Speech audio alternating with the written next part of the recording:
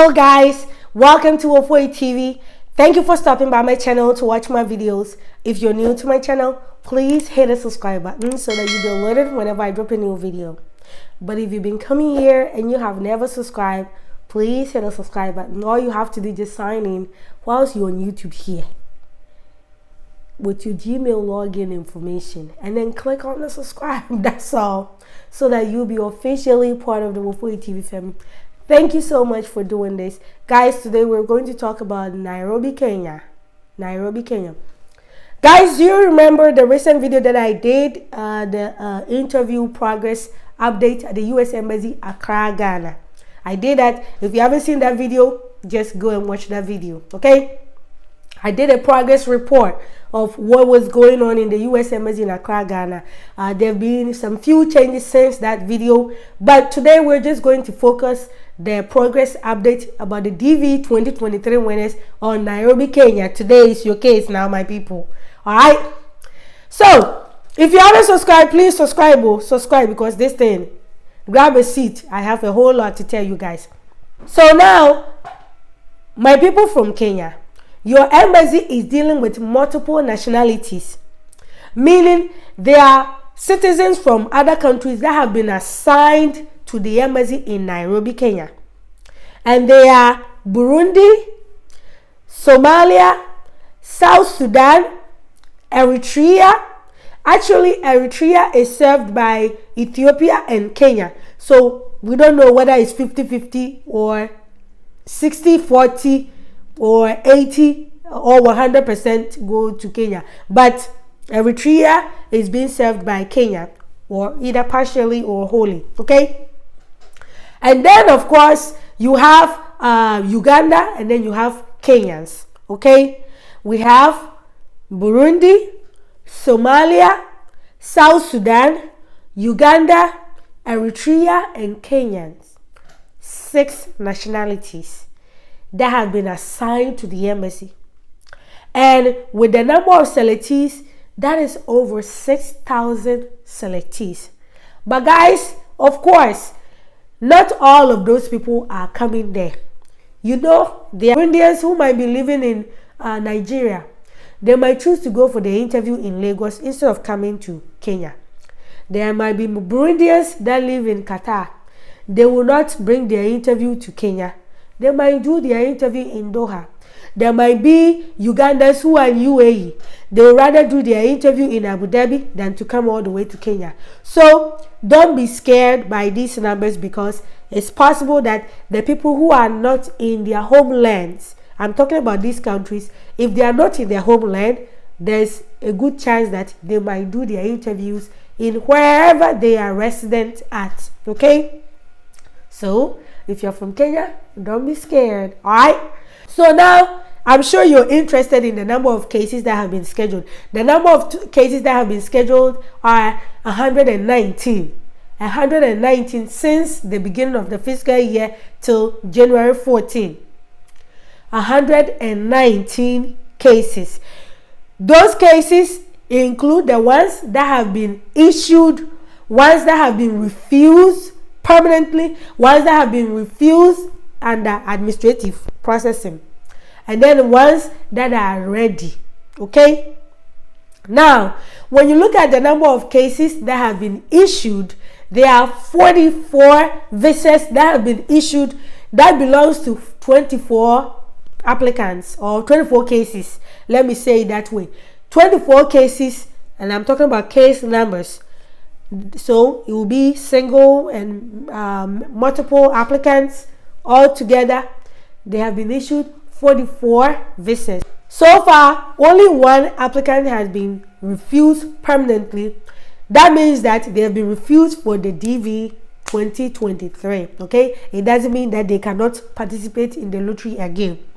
They should just go and work on whatever the problem was and then come back. Maybe 2024, they might win 2024, they might win 2025, whatever. But they have been refused for 2023, okay?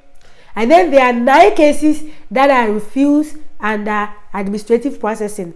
So that is 221G, which means that it is going through further administrative review. It is possible that they ask those people to go and bring something. Or it's possible that they didn't ask them to bring anything. They just told them, go, you will hear back from us. So that is that refusal. So those people, it's possible that they can be issued or they can be put in permanent refusal. Okay, so when you're under that administrative processing, it can go left or right. Okay, issued or refused permanently. Now, of the 44 visas that were issued, 15 of them were loan applicants, meaning applicants who don't have derivatives. Guys, I'm sure you understand what derivative is. Derivative is, the children, spouse, all right? So 15 of the applicants were just, loan applicants. They didn't have derivatives. 9 of them have, derivatives.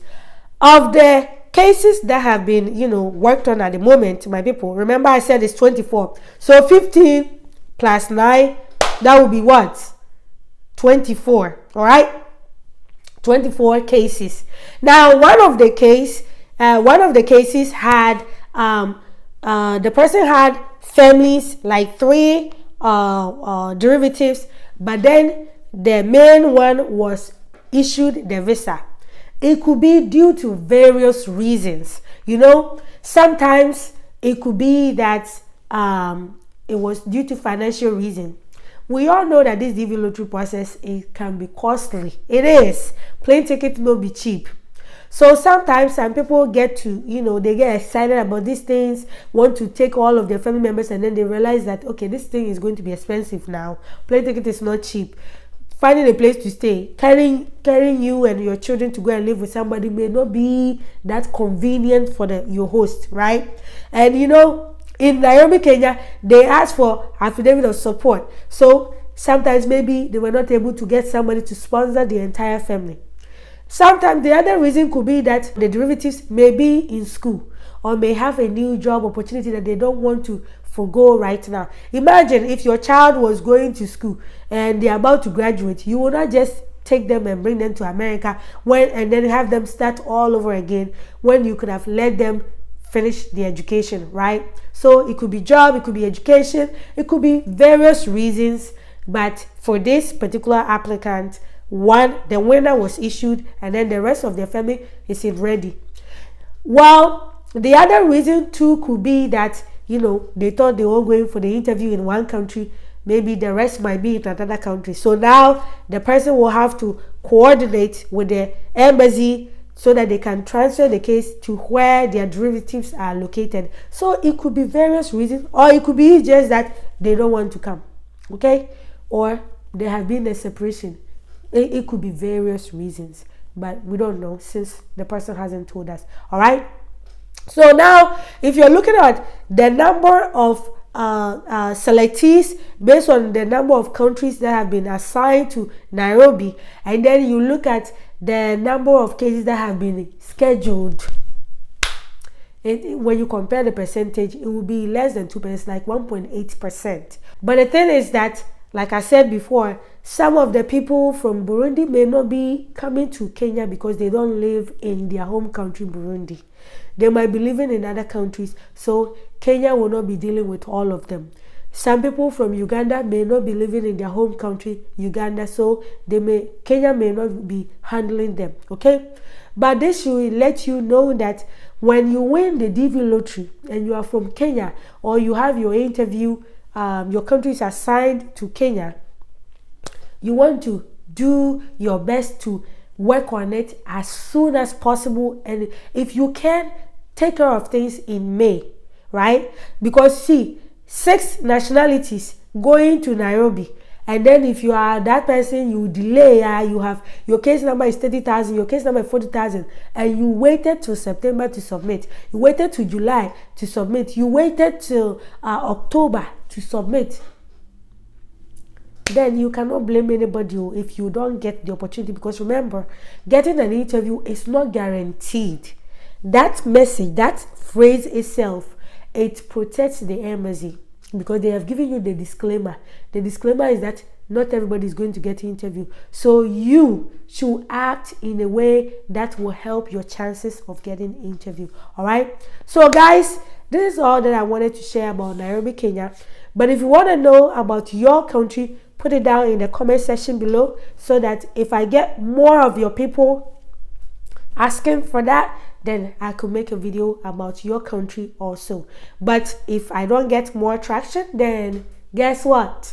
I will make a general video or a general post and then put the numbers there so that you guys can just go and read about it. But guys, thank you so much for sticking around and watching this video. If you haven't subscribed to the YouTube channel, please subscribe so that you don't miss any of these important updates. Follow me on Facebook, Wofoy TV. Look for Wofoy TV. I post a lot of great information there. Just go. Be entertained, be educated, be informed, okay? Go there. Just go and check out the page. You will see a whole lot of information there.